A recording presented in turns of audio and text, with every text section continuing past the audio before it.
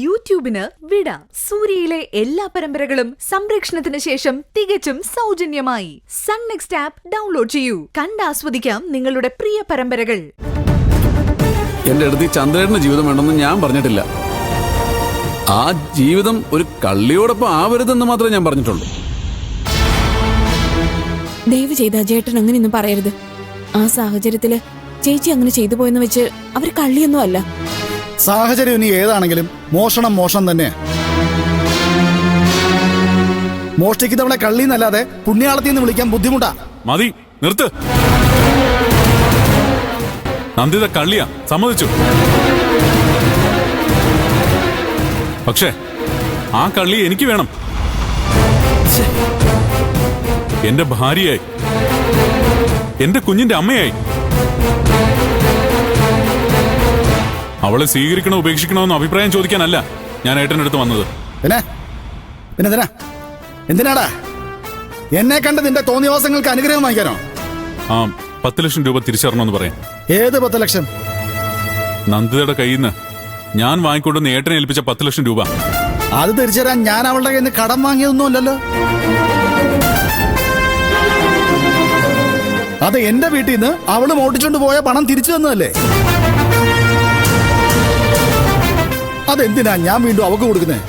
അവരുടെ ആ വസ്തു കച്ചവടം നടന്നില്ല. അതിന് കിട്ടിയ അഡ്വാൻസ് ആയിരുന്നു ആ പണം. അതെന്റെ വിഷയമല്ല. അത് ഏട്ടന്റെ വിഷയം തന്നെയാണ്. ആ കച്ചവടം മുടക്കിയത് ഏട്ടനാ. നീ ചുമ്മാ ഭ്രാന്ത് പറയാ. നീ നിന്റെ പാട്ടിന് പോടാ. ഭ്രാന്ത് എനിക്കല്ല, ഏട്ടനാ. ചുമ്മാ ഭാര്യയുടെ വാക്കിനോട് വന്നിട്ട് ഏട്ടനോട് ഒരു മര്യാദയോട് പറഞ്ഞാലുണ്ടല്ലോ. ഏട്ടനല്ല ആരായാലും മര്യാദയോട് കാണിച്ചാൽ അത് പറയാതെ പറ്റില്ല. ചുരുക്കത്തി നിനക്ക് നിന്റെ ഭാര്യ ഇപ്പൊ വേണോ അല്ലേ എന്നല്ല ഞാൻ പറഞ്ഞത്. പിന്നെ നീ പറഞ്ഞതിന്റെ അർത്ഥം എന്തുവാ? ഏട്ടൻ കാര്യങ്ങൾ മനസ്സിലാക്കി സംസാരിക്കണം. അവൻ പറയട്ടാ. പറയടാ, നിന്റെ മനമാറ്റത്തിന്റെ കാര്യം എന്തുവാ? മനമാറ്റമൊന്നുമല്ല, ഇത് മനസാക്ഷിയുടെ പ്രശ്നമാണ്. അവരുടെ അവസ്ഥ വളരെ ദയനീയമായിട്ടാ. അതിന് നമുക്കെന്ത് ചെയ്യാൻ പറ്റൂടാ?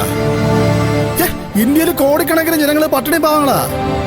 സർക്കാരിന്റെ കണക്കനുസരിച്ച് തന്നെ ഇന്ത്യയിൽ 32% ജനങ്ങള് ദാരിദ്ര്യരേഖയ്ക്ക് താഴെയാ. അവരെ എല്ലാരും കൂടെ നമുക്ക് സംരക്ഷിക്കാൻ പറ്റൂ? സർക്കാരിന്റെ കണക്കല്ല ഞാൻ പറഞ്ഞത്. എന്റെ ഭാര്യയുടെയും അവളുടെ അമ്മയുടെയും അവസ്ഥയാ. അവരും ഈ കണക്കിൽ പെടുന്നവരാ. അല്ലെങ്കിൽ പിന്നെ കൊള്ള പലിശയ്ക്ക് കണ്ട ബ്ലേഡുകാരന്റെ കയ്യിൽ നിന്ന് കാശ് കടം വാങ്ങിക്കേണ്ട ഗതികേട് അവർക്ക് വരുമായിരുന്നോ? ഏട്ടാ, ഈ കാര്യം പറഞ്ഞ് നീ എന്റെ സമയം കളയണ്ട. 10 ലക്ഷം പോയിട്ട് 5 നയാ പൈസ ഞാൻ തിരിച്ചറിയത്തില്ല. ഇനി ഇതിന്റെ പേരിൽ അവർക്ക് എന്ത് സംഭവിച്ചിരുന്നാലും എനിക്കൊന്നുമില്ല. നിന്റെ അച്ഛ വീട്ടുകാരടുത്ത് നിനക്ക് അത്രയ്ക്ക് സഹതാപമാണെങ്കിലേ നീ അവിടെ പോയി പുറത്തോടാ. എന്നിട്ട് നീ അധ്വാനിച്ച് ആ കടം വിട്ടാൻ നോക്കൂ. അതല്ലേടാ സാമാന്യ മര്യാദ. എന്റെ തീരുമാനമാ. തൽക്കാലം പുറത്തുനിന്നുള്ള ഉപദേശം ഞാൻ എടുക്കുന്നില്ല. എന്താ കള്ളികൾക്ക് വേണ്ടി സംസാരിക്കാൻ വന്നിരിക്കുക? ചന്ദ്ര, നീ ഇതെങ്ങോട്ടാ? ഞാൻ പോവാ ഏട്ടത്തി.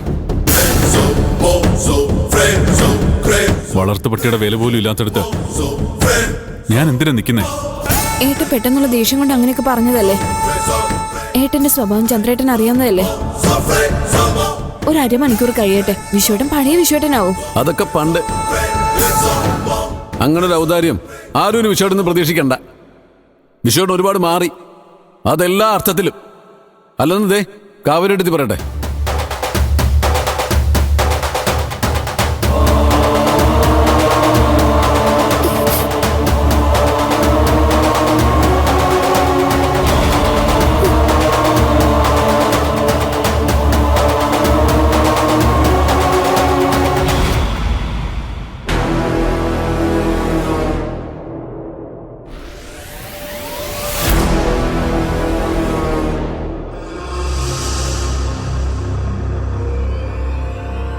എന്നാലും അജയേട്ടൻ കാണിച്ചത് തീരെ ശരിയായില്ല.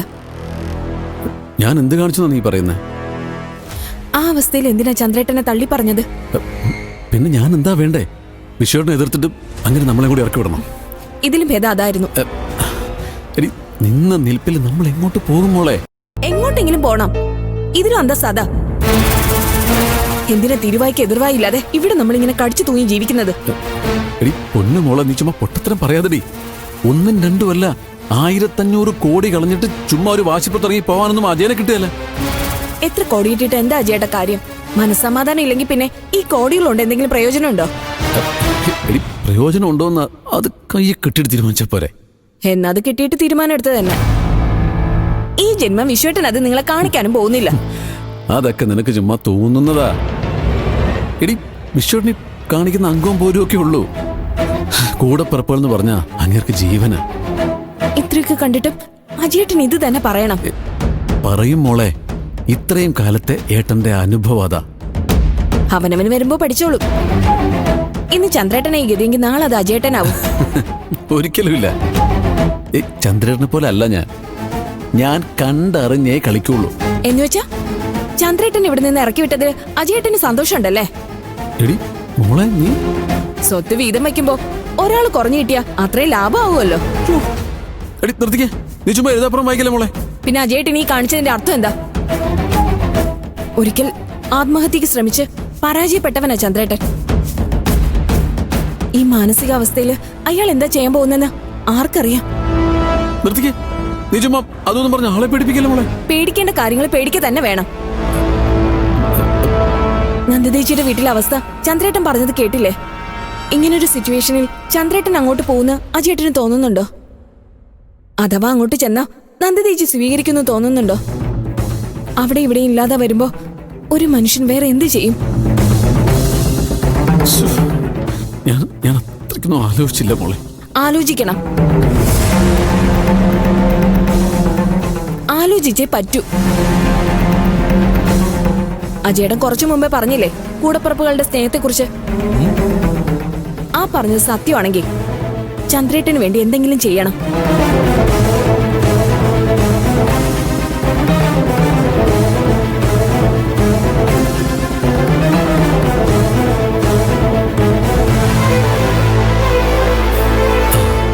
ഒരു വഴിയുണ്ട്.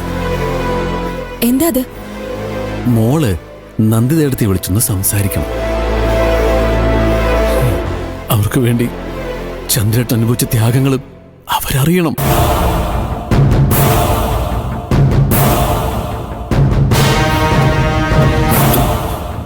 പണം ചോദിച്ചതിന്റെ പേരില് വിശ്വേട്ടൻ ചന്ദ്രേട്ടനെ ഇറക്കി വിട്ട കാര്യം നീ പറയണ ഇടത്തെ വിളിച്ച്. സ്വന്തം ഭർത്താവ് തന്നെ ഇത്രമാത്രം സ്നേഹിക്കുന്നുണ്ടെന്ന് അറിയുമ്പോ ഏത് ഭാര്യയുടെ മനസ്സാ മാറാത്തെ?